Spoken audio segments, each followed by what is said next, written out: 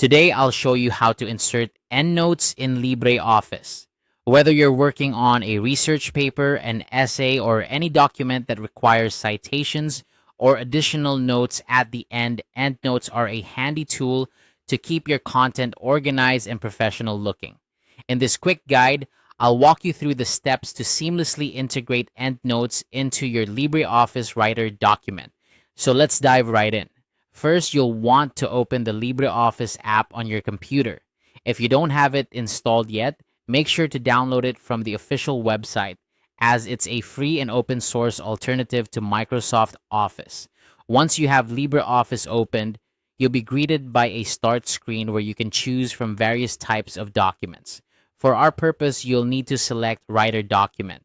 This is the word processor part of LibreOffice, similar to Microsoft Word, and it's perfect for creating and editing text documents.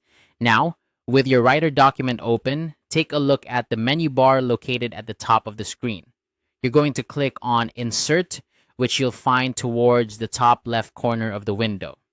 This menu is where you can add various elements to your document, such as images, tables, and of course footnotes and endnotes. Once you've clicked on Insert, a drop-down menu will appear. From this menu, you'll need to find and click on Footnote and Endnote. This section allows you to choose between adding a footnote, which appears at the bottom of the page, or an endnote, which appears at the end of your document. Since we're focusing on endnotes today, go ahead and click on Endnote. Congratulations, you've successfully inserted an endnote into your document. You should now see a small superscript number appear at your cursor's location in the text. This number corresponds to the endnote, which you'll find at the end of your document. You can now type any information you need into the endnote section.